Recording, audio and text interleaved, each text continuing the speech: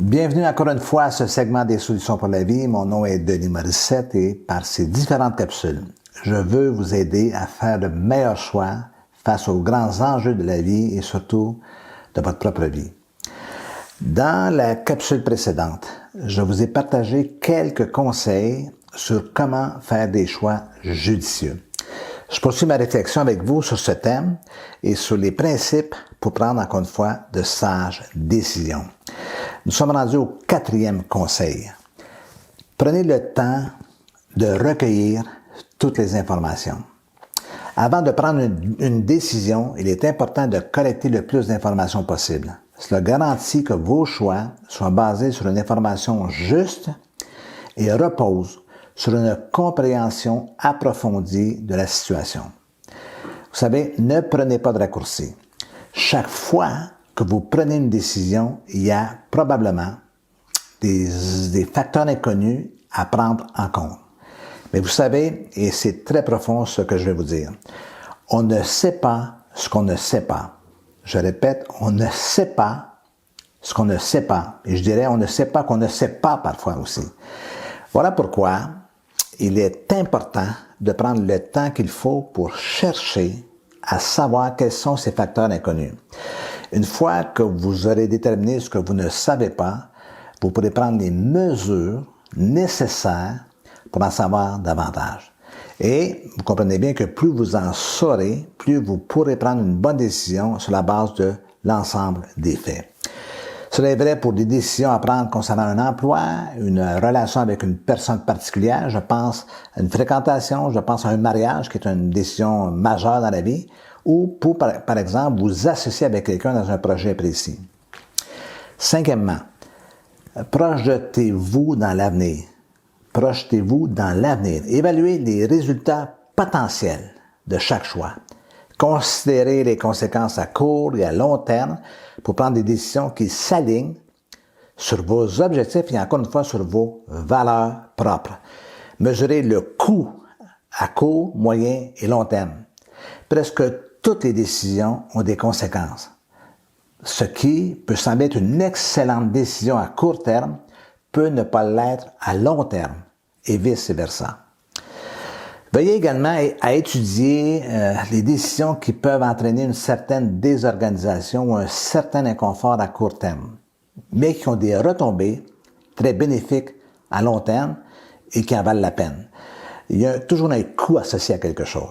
Je vous donne un exemple bien simple. Un déménagement illustre très bien organisation, désorganisation ou déstabilisation et réorganisation, mais encore une fois, tout cela pour le meilleur. Donc, l'espace de moment, il y a une période qui peut être très désagréable, mais on sait que de cette période-là va émerger une autre condition dans laquelle notre vie ou notre vie de famille va davantage s'épanouir.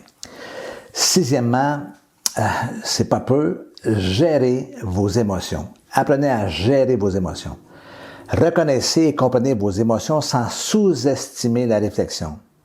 Recherchez une approche équilibrée qui prend en compte ce que vous ressentez et ce que vous éprouvez, sans mettre de côté les aspects logiques d'une décision. Les émotions jouent un rôle dans la prise de décision, mais il est nécessaire de s'assurer que l'on ne met pas de côté notre intelligence, notre énergie à tenter de comprendre davantage.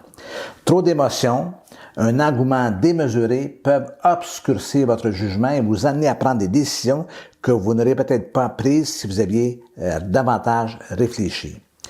Cela s'applique aussi bien aux émotions positives que négatives. Par exemple, si vous êtes trop enthousiaste à propos de quelque chose, vous voulez sûrement pas prendre une décision irréfléchie qui va être basée sur votre excitation plutôt que sur les faits ou la réalité de ce que vous voulez.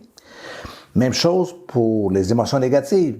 Parfois, à cause d'une mauvaise impression de départ non fondée, cette mauvaise impression peut vous amener à laisser tomber une opportunité qui, en fait, était inespérée et peut-être vous offrirait une meilleure condition. 7e, demandez un avis extérieur. Permettez-moi de vous citer un autre proverbe. Quand la prudence fait défaut, le peuple tombe. Et le salut est dans le grand nombre de conseillers. Le salut et dans le grand nombre de conseillers.